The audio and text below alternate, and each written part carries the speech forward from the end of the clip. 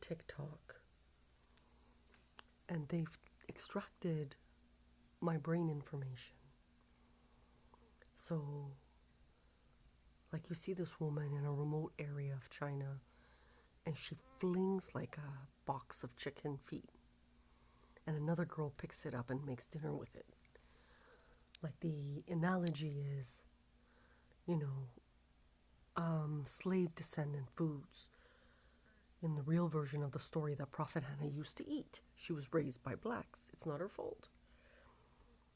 But these people are getting mad and stuff. One half of it is screaming down the street, she's a white Negro, a nigger, white nigger. And the other one is like, live it, I haven't given it to the Chosens. Dude, one of you guys were panhandling with money in a bank account, and the other one's doubling and garnishing and being all kinds of dirty.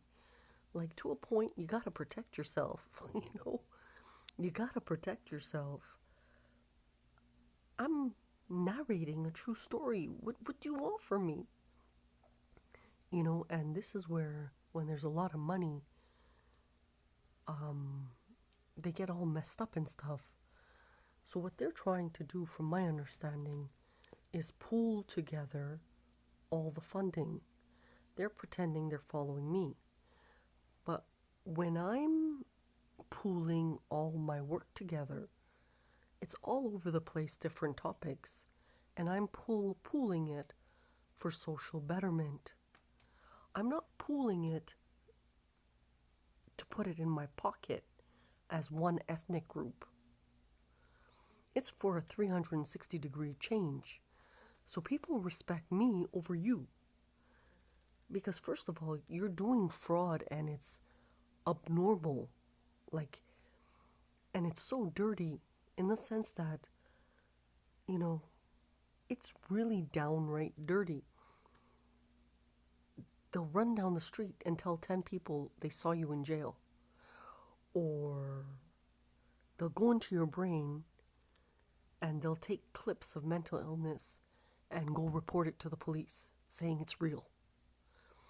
Or they'll shut down a bank account.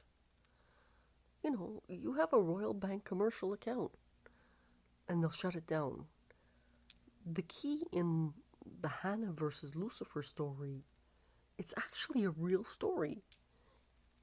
Like, intelligence couldn't find any errors, so they started going from community to community saying, please find errors, to be able to sue Hanna or to be able to delegate funds. But what they also don't comprehend is Hanna never got paid because of that fraud level. So between the white nigger statement and it got so bad, you started like mouthing off sand nigger to defend yourself, and it's funny because I can say those things.